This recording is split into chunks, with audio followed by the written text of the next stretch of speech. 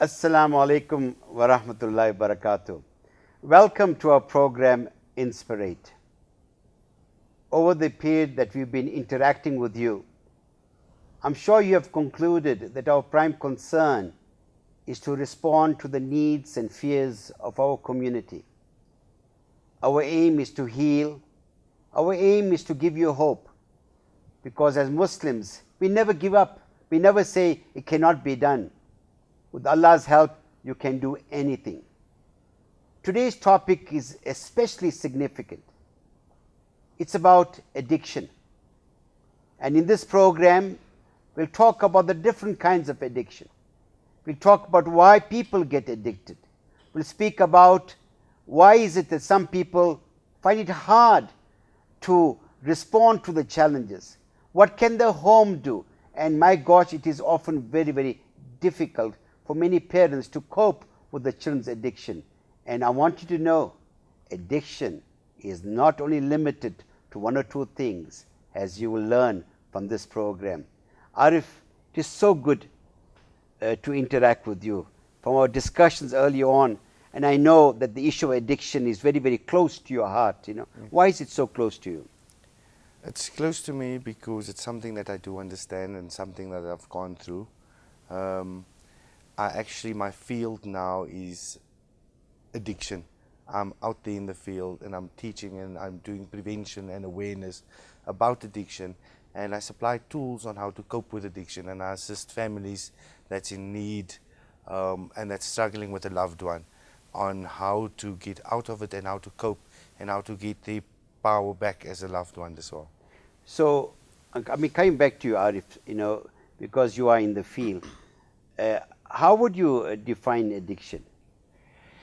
Addiction, if I must look at it, you see, my field, the majority of the people I deal with comes from narcotics, but addiction in overall, if need to answer your question, it's a brain disease, and it can be many come in different forms, whether it is gambling, whether it is alcohol, whether it's narcotics, whether it's food. Addiction is addiction, and it's a brain disease, and many times that addiction stems from early childhood development, and it depends also where this person picked it up, how we picked it up. Okay, I'm going to stop you there. If you'll talk about the early child development, I think it's very, very important for parents who are looking at the children or prospective parents in terms of some of the preemptive measures they can take. Harun, I know that you also have some kind of background, you were involved in it, and you're also a person that gives hope to people. And what is your story, very briefly? No, very briefly is I was looking for a way out. I was looking for something to numb the pain, or to hide my baggage, or to not worry about my past. And so I turned to drugs. And I thought at the time that drugs was going to give me that, substance was going to give me that. So I abused it, and I abused every one of it. And I tried everything. And in the end I found out that, like Arif says, it's a brain disease, it's in your head. When you learn to let go and you find Allah, everything else is possible. Okay, we'll speak about it. I think one of our recurring themes is finding Allah. Sure. And the challenge is for that individual who is consumed by this addiction, could be anything, as you said. It could be internet addiction, pornographic addiction, food addiction. I tell people, I'm Abdul, you're laughing, and my wife, I hope you're watching, I'm addicted to love, my wife's love, and maybe be addicted to Allah and Nabi sallallahu alayhi wasallam, inshallah. Abdul, I mean, you are involved with the youth and you interact with them. Now, what message should we be giving the youth in terms of the harmful effects of these addictions? What kind of messages are you giving? What kind of messages we should give? Idris, I think addiction to me is, it's not just using a substance, not addicted to something. It's when we start misusing something. So, I'll give you a small example. When the first time I went to bungee jump, and suddenly I had this adrenaline, I had this feeling, I wanted to do this. And then just when I got to that moment, I had that nervousness, that fear, and then suddenly I did the bungee jump and I had the desire of what a feeling, what a beautiful feeling. And then I wanted to keep doing this. It is that when we get addicted to that, we want more of it, more of it. And children, you know, they get used to a cell phone. They get used to social media. They get used to, you know, sometimes we watch pornography for the first time with zina with the eyes, and suddenly it becomes an addiction when we continuously and overusing this. Gambling, all those are when we initially start using it, and the problem is when we misuse it, it becomes distraction. Okay, you know, people often make a distinction, right, between a habit and an addiction. I mean, from your own experiences, I mean, you know, Arif, what is the difference? You see, you get 3 stages of addiction. One would be the experimental part, the part that the beginning stages. And in the same way, you get 3 different types of people. One person who would say no to drugs when placing in a situation where he's prone to it. And the other person would pick it up, taste it for the first time, and he can put it down. And you get the third person who picks it up and can't put it down. And if we talk about addiction personality, that the third category, the third person, is normally the person who picks it up and can't put it down. And that's the person that actually needs help. And addiction can come in many forms. Okay, we'll talk about the forms. So you make a beautiful distinction, that the distinction you make when a person is addicted, that he cannot put it down. Yes. He's consumed by it, he lives by it, he's controlled by it. It's almost his whole life's energies are involved in it, right? But with a person that, as a habit, he makes choices. He would say, I don't want to take it now, I'll take it tomorrow. But an addicted person has no control, isn't it? Addicted person, that's stage 3. Once you pick it up and you can't put it down, you'll go through the different phases then. It will get to a stage where we spoke about earlier about physically and mentally, how it affects you. Sure. And once it becomes, once you become a full-blown addict, it affects you in so many forms. Psychologically, your brain don't function the same anymore. You won't think the same, you won't act the same, you will retaliate against any advice given because you don't see things clearly. And then they talk about you facing all sorts of denial. You're trying to minimize, you're trying to blame, the problem is never with you, the problem is always with someone else. And that's the danger stage when someone gets full-blown addiction, when you're at that stage. It's very difficult to then admit to you have a problem and to get out of that phase. Okay, we'll come to that phase. When they need help. Okay, so from my understanding, just for purpose, for my own clarity, right, and for the viewers, right, so there are different levels. Someone doesn't just get addicted the first time. So what you are saying is a period of time it goes on. So I think what is also critical, then it's a critical phase in the sense that parents, in the time when a kid takes it for the first time, they need to be vigilant. They need to look at some telltale signs, isn't it? That's what you are saying. They need to. But you know what? Normally in today's society, parents only pick up once it hits rock bottom, when things really start going missing, once the loved one's behavior completely changed. And then people pick up, because it's extremely difficult. Sometimes I work a lot with youth, and I sometimes take my hat off for parents who picks up early signs. And early signs is just in the child's behavior, in sleeping pattern, in eating patterns. And to pick up, many times the parent feels uncomfortable confronting the child, whether you are smoking drugs, scared they're gonna retaliate, or they might, or how to handle the situation. Normally parents comes to me in the most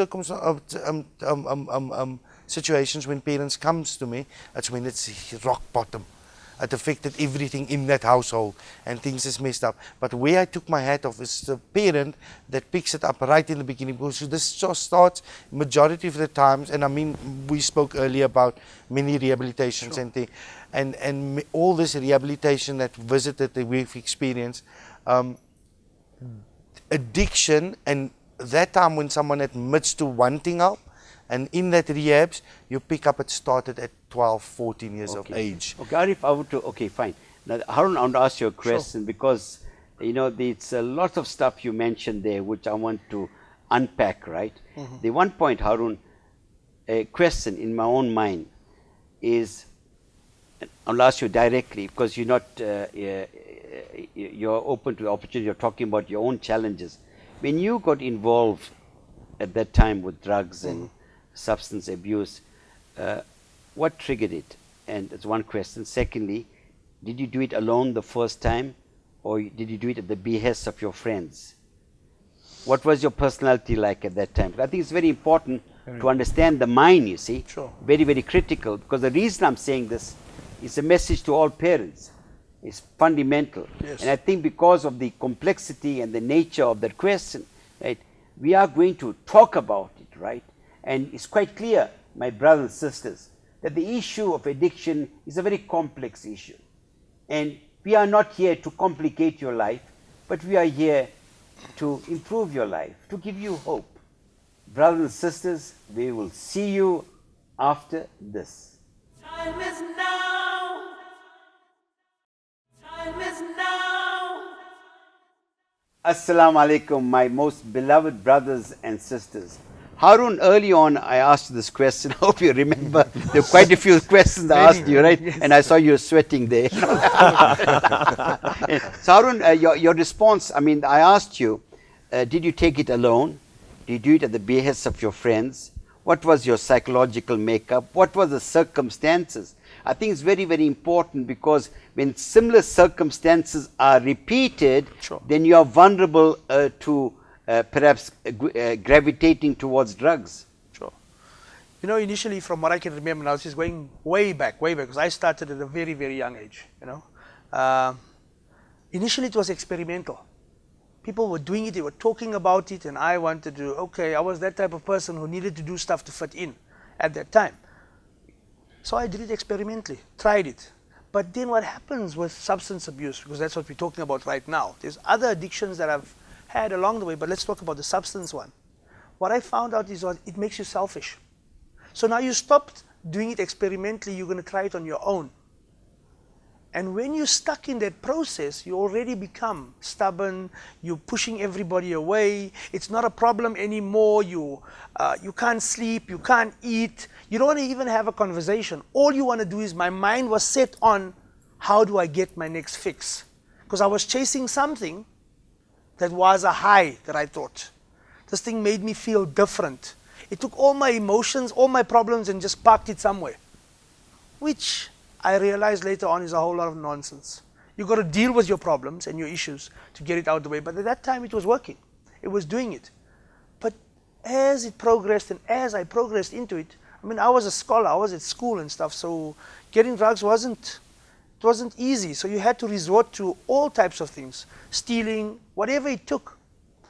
You know, taking money from your friends, from your parents, whatever, all of that. I went through all of it. And Okay, I'll tell you why, because it's, I want some finality on one particular aspect, right? Because there are those that are watching you and say, yes, I can identify with that. Sure. I'm in that phase. I'm in denial. I've stolen money from my parents, from my family. And I'm doing it on my own now, not even in company. Sure. Right? But I want to know from you, what was the tipping point? It's very important. What was the tipping point? Because Arif, I don't know if you'll agree with me. I know I've interacted with lots of young people, and parents say, we want to take him to a rehab center. I say to them, only if he wants to go. Exactly. Only if he wants to go. And I recall an incident some years ago where a young man, very articulate, he said to me, this month alone I spent over 30,000 rands, and there's nothing compared to what some people spend on drugs. Sure. Please help me. Of his own accord.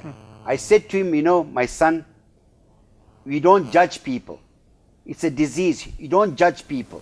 We are not here to, only Allah judges people. So I said to him, my son, if you want help, Allah will guide you. We are here to support you. And that's important. So what I'm asking in terms of your own experience, your own history, when did the tipping point take place? You know, What happened? the tipping point for me was, and Arif used the right word, rock bottom. And I didn't reach that once in my life. If I can recall, about 3 times. You get to that point where you're lowest low, where you're feeling like you're feeling sick mentally, physically, and I felt there. I was down, lost everything. I was about to lose my family, all of these things. I mean, wife and kids and my family like disowned me. Enough is enough, because they felt that if they push me that way, I'm gonna go and really want help. Like stand up there and say, I want help now, please. And I did it. I got to that point. And that tipping point that you speak about is that when you know there's nothing else, that the next phase for me was either jail or an institution, a rehab center, rehabilitation center, or a mental institution for that sake, or death. Those are my choices. That's the only choices you have. And when I came to that realization, that was a tipping point that says, enough is enough, I've had it. Okay. Arif, I know, does his story resonate with yours? Most definitely. I just want to say that he spoke about rock bottom being jails, institutions, and death. And most probably you got the same question to me. What was my rock bottom and what made me make that transformation or change that I had enough of that lifestyle? It's extremely difficult. It's extremely difficult in the sense that I've been through many rehabilitation centers. I've been, you see, it can take one through that journey of, and I know many listeners is looking at this and looking for a cure of how can I find my loved one out of this addiction. It is extremely difficult. It can be just one thing someone say to you one day. And whether it's in rehabilitation or out of rehabilitation, it's one thing that will trigger you and say, I had enough of that life and lifestyle. It's extremely difficult in the sense because clean time never ever gave someone sobriety. Meaning rehabilitation, you go and booked in and you had some time in rehab and you got some clean time, and clean time never equals life of sobriety or cleansingness. And once again, I'm going to go back to spirituality, which is a way forward as well, and to finding yourself. And that's the other part that rehabilitation do give you, and that is rebuilding your character, your ethics and your morals, and bringing that back to you as becoming a person again. And installing that things would bring you then to seeing that I need to give my will over to Allah's will and do that transformational change. And from there, things will start to come serene and clean.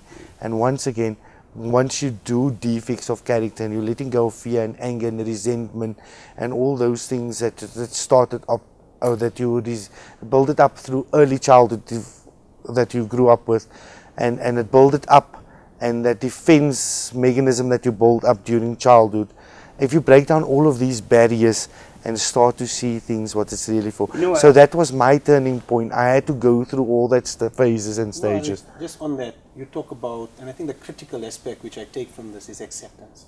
If we can accept, we can become aware what is actually happening out there. You see, acceptance, humility, to become humble again, and this is all in your defects of character that you need, those things that you need to.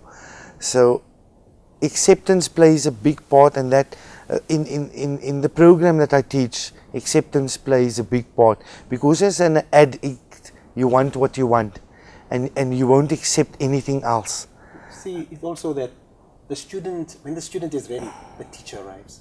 Are the students out there ready? Are we ready to take and become aware of our condition? When we accept, when we are aware, when we take accountability, take responsibility, not recycling, replaying the scene, we take ownership of our life. And I think the signs that Harun talk about is, notice your children. Sure. Notice what they're doing. Sure. How they're doing it. How they're acting. When we are aware of their behavior. And I think, Idris, you mentioned an important aspect, which I think is critical. And I want to ask you the same question, is the people in your life we associate with, the friends that we're surrounded with, they play a critical part. Who are our friends we're surrounded with? Because they impact our lives, the peer pressure we have, and then we feel left out. You see, that is one of the obstacles we deal with a lot in society today. Is, can you say that child and that child is not good for my child? And especially on school, because if we look at addiction and we call addiction a brain disease, and we talk about it's a personality defect, can't we because you don't know the child, you don't know his personality. How difficult is it today in society to point out and say that one and that one is not good, especially if we're talking about my child is in, you know what, frankly to speak, that you get government schools, which you're most probably more prone to it, but you get private schools and you're still prone to it, and you get Islamic schools, and now you look at it and you can say if it's a brain disease and if it's a personality disorder, do you find it in all that schools? Okay. Yes, you do. You know, viewers, when Arif and Harun were speaking, you know, I could see the emotion. It was almost reenacting the past. Yeah. It's a very cathartic experience, right? And for me, Allah bless you both for sharing that. You know, it's not easy in a public platform to talk about that, because you are here to heal. Sure. Right? And a critical thing that we need to speak about in the next segment is the following, right? In terms of the issue that Abdul raised in terms of friends, and you make a very good point, Arif, in terms of, you know, the making a value judgment on other people, right? And the attitudes and the values. And inshallah, we also want to speak about what steps can be taken. And we want to give you hope, our beloved parents, to each one of you. Remember this, Allah loves you, we love you. Today could be the beginning of this new journey, and we'll be back immediately after this. Time is now. Time is now. Assalamu alaikum and welcome back. Yes, Arif, you were speaking earlier on about friendship, and there is a tendency, to what extent has been your experience, that many parents sometimes do not take responsibility for their own children. They blame external environment. They say today's kids are like this. You speak to today's kids, like today's parents are like this. And parenting is a modern day jihad. And yet you and I know, for young people growing up in today's society, where their hearts and minds are seduced 24 hours a day. So it's not easy for them. It is challenging. They want acceptance. They want to boogie and have a good time. You know what I mean? I'm cool. You know what I mean? I'm cool. I want to be cool. This is what it's all about, of acceptance, right? So let's talk about this again, because I do not want parents to blame others. You know. You see, I want to raise a point. Acceptance is a big problem here. Acceptance today in society. But once again, I'm going to go back to the brain disease and the personality. If I have that sort of personality, and that's how parents can pick it up in their child. Do they have that personality where they feel they need to be accepted by others? Rather than looking at blaming the friends, look at your problem in your household and start to, it's acceptance and admittance. Once you can admit and see the problem, you can get early help, rather than pointing fingers and the problem aggravating or progressing, because that's what we call progressing disease. So a way forward in this is to look at symptoms in behavior in your house and see how you can assist your loved one with that behavior. Because once it comes to rehabilitation and later years, behavior shaping is very difficult to do. So if you can nip it in early childhood development, it's easier, but then you need to be able not to be, because many loved ones or parents find themselves in denial. But if you can break that barrier and you want the best for your child, look at the behavior and see where can I do behavior shaping in early childhood development. There are two things, right? And I think I want to explore this, right? When children grow, when they are born, you know, psychologists say they are placidly malleable, you know, easy to mold, right? And as they grow up, there is more resistance. And subsumed in what you are saying, in this way, Harun, I want to engage with you, is the whole issue of self-esteem. How critical is self-esteem? My own experience, mine is purely anecdotal, and there's no empirical evidence. I found that children that are prone towards drugs and different addictions are often kids that have a very low self-esteem, and they want acceptance from others. Harun, what has been your experience and the experience of people that you know? You know, looking back at my own, you know, my own problems and own issues then, it was, the major thing was low self-esteem. That drove everything. once I took a substance of anything, my self-esteem shot to the roof. I could do anything. I was anybody, but also the wrong person.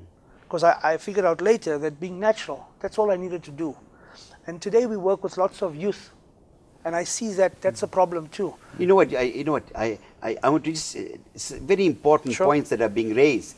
So you said you want your child to. You want it to be natural. Yes. And that's the message for parents. Allow your child to be an authentic person, Yes. an individual. We want them to be like someone else, right? And the issue of self-esteem, and you spoke about it, it's quite clear you don't have low self-esteem anymore. Right? You see, that's the other part, and I think I'm going to agree with him, with me as well, self-esteem, and many of the ones struggling out there, self-esteem. Sure. But once again, I'm going to go back to the personality and the behavior within your home, Yes. within early childhood development. It's early signs you can pick up, because once you come to full-blown addiction, we look at defects, and we look at and self-esteem, low self-esteem, anger, resentment, fear. That's all early things that you can pick up in the child, and that is the things that is going to make him prone to becoming that person who can't put it down. Okay, so Yeah. and Just continue on to that- do it. Abdul, I want to ask you a question. Right, on that, I want to ask you the question, right? How do parents develop the self-esteem of children? And there's one simple aspect is how does self-esteem break down? Yes. It's the words we use to kids. It's how we speak to them. It's how we bring them down. We say you're stupid, you're useless, you're not good enough, you're fat. We use all these negative connotations and these words, and suddenly they break them down. They have low self-esteem, and that self-esteem suddenly grows into them, and they use the two most powerful words within ourselves. And we say, I am weak, I am useless, I am not good enough. And when we use these words destroy our self-esteem. And then to lift it up, we need to find a way out, because now we need acceptance. We're not being accepted by our community. We're not being accepted by our parents. We need something to get out, some kind of desire, some kind of passion. And when we get that passion, it probably means in addiction, in whatever it may be, that we get that self-gratification, and that suddenly that craving starts, that desire starts. So the key is the words we use to our kids. Yes, I know he's saying it in earnest. Yes, Arif, you can.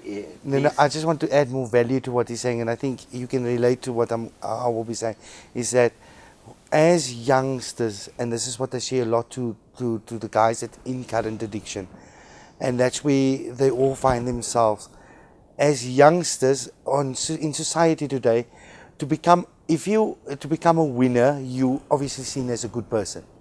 If you don't necessarily win, you're seen as a loser. And in the mind of an addict, a full-blown addict, he feels like a loser. And that starts where you are saying in early childhood. How you speak to your child and what you say, because you don't necessarily need to be the best to be a good person. And all is not lost. Today, we can start changing the way we speak to our kids. We can start encouraging them. We can start showing love. We can start showing muhabbat. When we see this distance, don't allow it to break down, break through. And how do we break through? Connect with our kids. You know, like Idris, you talk about making eye contact, hugging your kids when they come in. Show love, show muhabbat. And when we show that affection, that care, we will notice that they're getting the love, and they wouldn't get to this addiction, you know, which is critical and worrying. You know, whilst you are talking, I'm just thinking about my own childhood, you know, and I'm looking back at it and looking at the wonderful things that my parents did. I recall this incident so vividly. There was an article about Basil de Oliveira, in the Cricketer. letter to the editor, written in a very ironic fashion. My father had the habit of cutting good letters to the editor of feature articles, put it in a scrapbook. And my father was a public figure, involved in the community, and he used to ask me, say, Idris, do you read that article? What's your opinion, son? Wow. Look at it, what's your opinion? I was Wow. a kid, man. What's your opinion, son? And I should give a response. And I recalled that evening when his friends came home, he said to me, Idris, he called me, right? He said, tell my friends what you told me. Look at what he was doing. Wow. What he was doing. So there are many things, and I think we need to speak a little more about creating that ethos, that Yes. culture of acceptance, when parents need to have conversation, giving kids positive attributes, saying to him, the point that you made, and it really resonates with me, is you said sometimes something might have been said in the rehab center could be life-changing. There was one person, I read an article about this, and Abdul, you'll find this quite interesting. And they asked him, what was the turning point in your life? He said, when I was in a drug rehab center, I could hear the words of my mother playing all the time.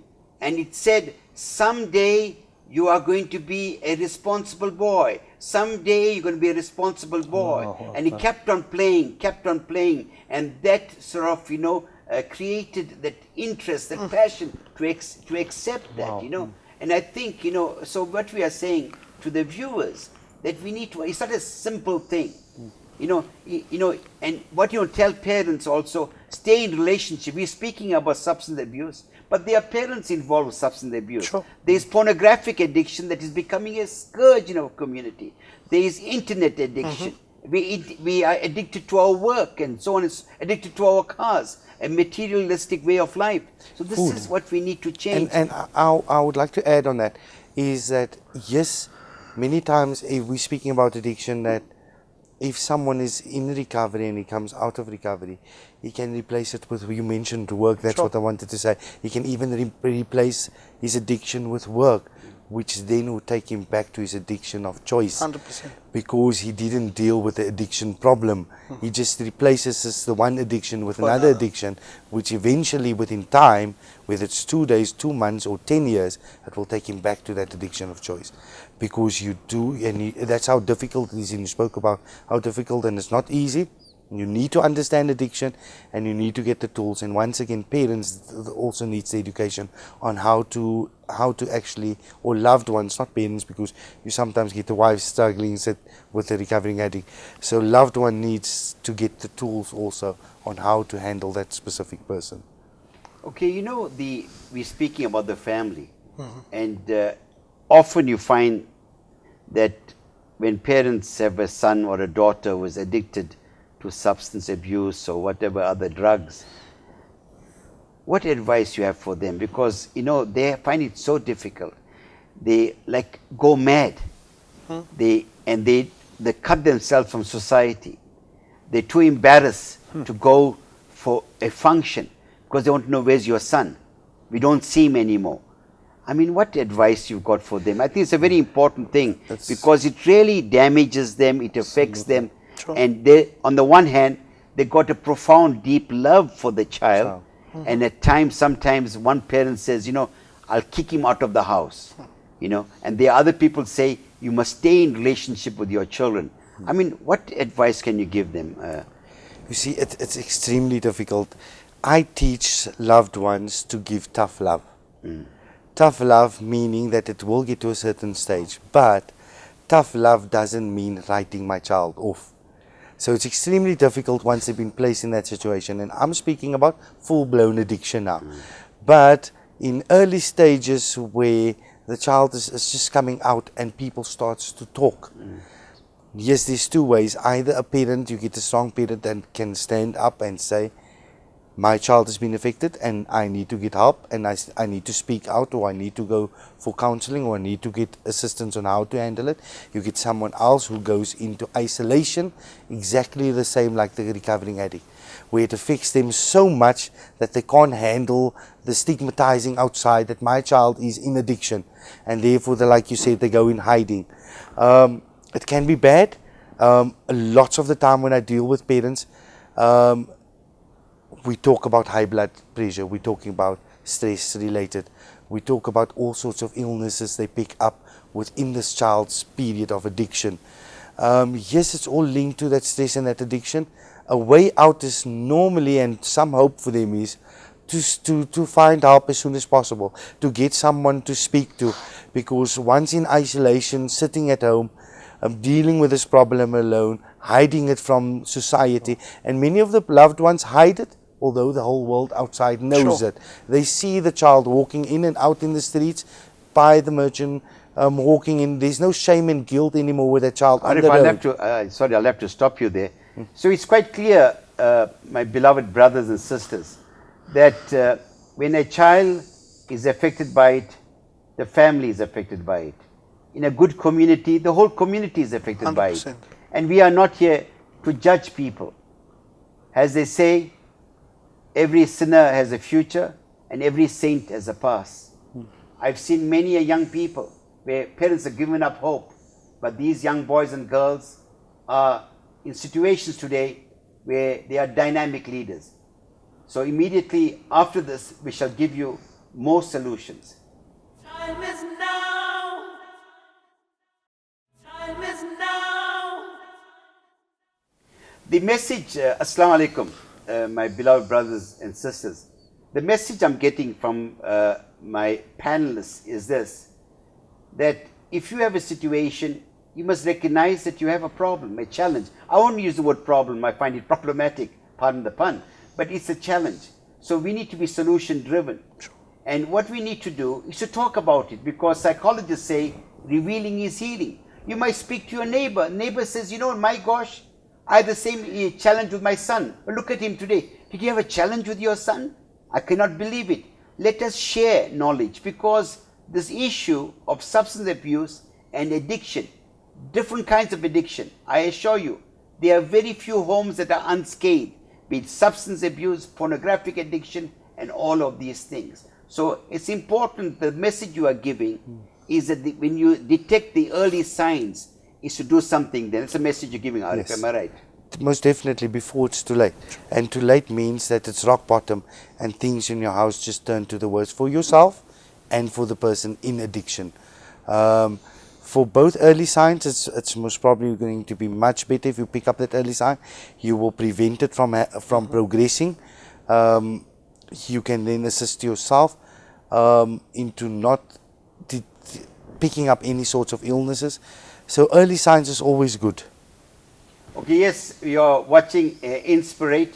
I hope you find the program didactic, you're learning lessons from it, and I am really being enriched by the insightful comments made by the panelists. Harun, I'm going to come to you, because a parent sitting there says, but you know what, I don't know about these things. What you're talking about is very esoteric and nebulous, you know.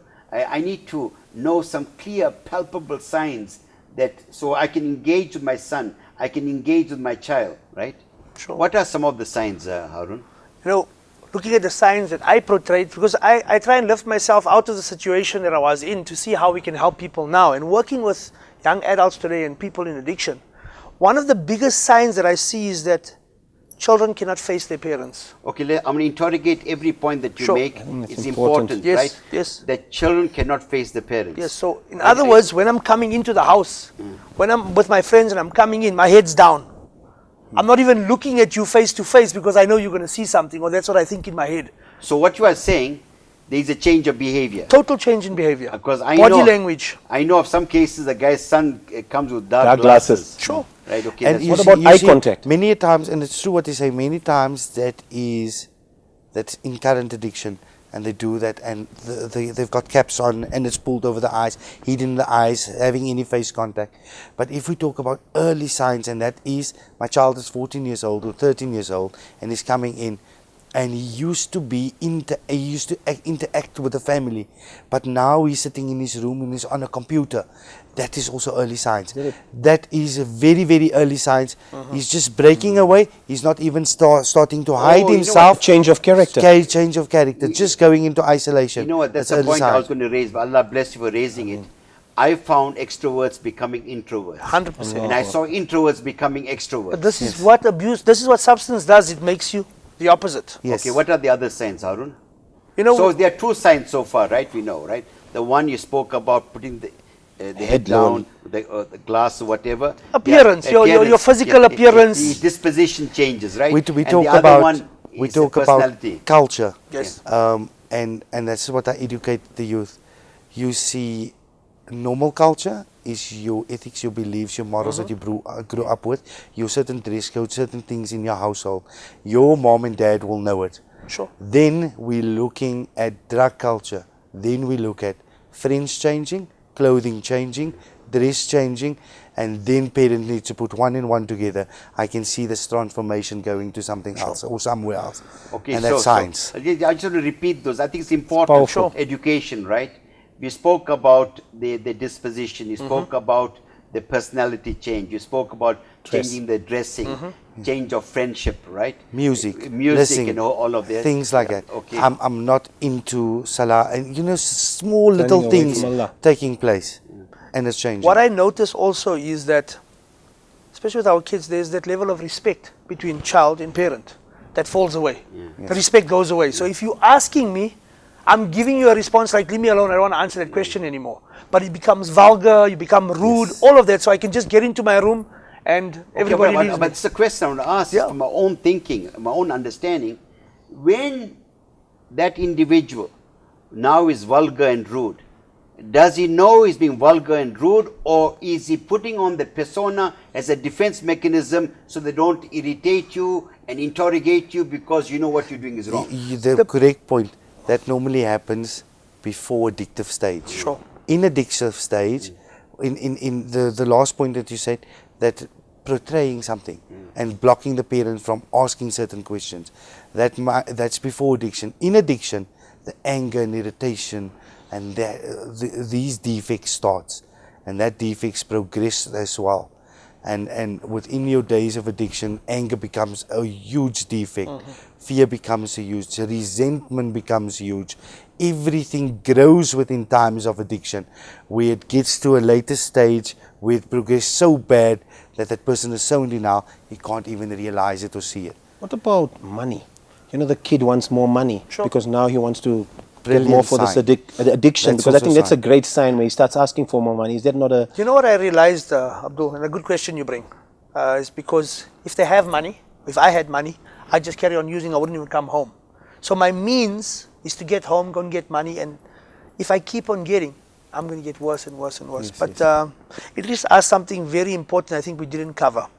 And one of those things is, like you said, early on in addiction, or the behavior itself, is when a child becomes rude and vulgar. I still believe that give him a good hiding and a spanking will bring it all out. Seriously, that's what worked for me. Why are you being rude? And then I'm taking drugs. It just came out like that in front of my parents, because that low self-esteem gets like wiped off, totally wiped off. But that's the point. You see, every situation is unique, Yes, right? yes, It's unique. yes. I think for me, one of the bottom line areas is this, that we need to reopen the lines of communication.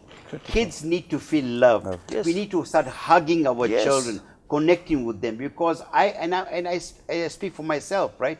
There And should be built a trust between very important. trust, and once there is trust and openness, they can be spoken about many things in compassion and understanding, and not with any judgment as a child and a parent. And then you can prevent a lot of things from happening within that child's life, because he openly speaks to, because in today we should not be in denial of today's society. How wrong it may be, we can't be in denial that in fact that things is happening outside. In fact, my child will be prone to it. He will be on school, and it will be talked about. They will even be educated about. So to be experiencing, to being exposed to it, it's happening out there. Do you and your child have that platform where you can speak about it? Because once a child speaks to you about it, you know we're going in the right direction, and prevention is then happening. Okay. critical Abdul, tool, I think, is time. Time, we have to make time to notice what's happening around us. And we spoke about earlier about accept. We have to accept and also become aware. And when we are aware, we notice the time, we start using our time in a quality way, in a more productive way, in a more proactive way, and not reactive. And I think if we use it in a productive way, in a proactive way, we can become aware of these early signs, take immediate action, because I believe the action starts the new decision. It moves us to a forward movement. A journey of 1,000 miles, I always believe, starts with one step. Can today we take that step, become aware of the situation, and take action with our children, show love, show that muhabbat, and inshallah change that communication link and that compassion. So what the point Abdul is making, and I want to ask each one of you, I regard that as your parting advice. The idea of parents living with a family with intent and purpose, So, Harun, what's your parting advice, Harun? You know, we spoke about your relationship with your parents, Right. your relationship with your community, all of that. And I think it should be one of friendship. Not think, I know it should be one. We should get to the level where, I mean, my son's 21 years old. If I cannot be his friend, he's going to be friend somebody else who's going to teach him what I can't teach him. You know, I can explain to him everything that I've been through and try and pray to Allah that he doesn't go down that same road. So, my parting advice is every parent should become a friend to their child and be open with everything. From addiction, be it drugs, be it porn, be it whatever, you talk openly. Islam says lots of things, but in today's world, we have to be open. And we have to open our eyes and see what's happening around us. You see, it's a point, you see. Islam is an answer to everything. Sure. And this is a responsibility of a parent to speak about the experiential world of children, to speak what's going on around them, right? What about you, Arif? What's your parting advice? My parting advice would be educating yourself. Educating yourself as a parent and educating your child. Educating in prevention. Normally, many times, I would do this on schools. And I would get someone like myself or you, or another addict in recovery, to share their story. Because once you open the platform and give them examples of damages done and through my mistakes, you don't need to do the same. And parents, if they speak about these things and there's this open platform of trust and accepting the child and listening and vice versa, then the platform becomes open where the trust is, and we will prevent so many things from happening outside of your house. Because as the child or the loved one is most of the time out of your house, very little time inside. But once returning there, if that platform was open and you can openly speak, it will be a cure to many things. And There we have it, my beloved brothers and sisters. I think one of the recurring themes in this particular program has been interaction within the home environment, developing the self-esteem of children, trusting them, having faith in them. And also another theme that was part of the discussion is about surrendering to Allah and never ever giving up hope. To parents, please re-engage your children, become their friend, connect with them, love them. After all, a parent cannot leave anything behind better than pious children. So my beloved brothers and sisters, I say it from the inner recesses of my heart. If today is not going to be the turning point in your life, when will it be? When last did you hug your children or your spouse? Love them, cherish them, believe in them, give them positive attributes. And I say, inshallah, they will not let you down. They'll make mistakes. Of course, we are human. This is Idris Kamisa saying, Assalamu alaikum wa rahmatullahi wa barakatuh.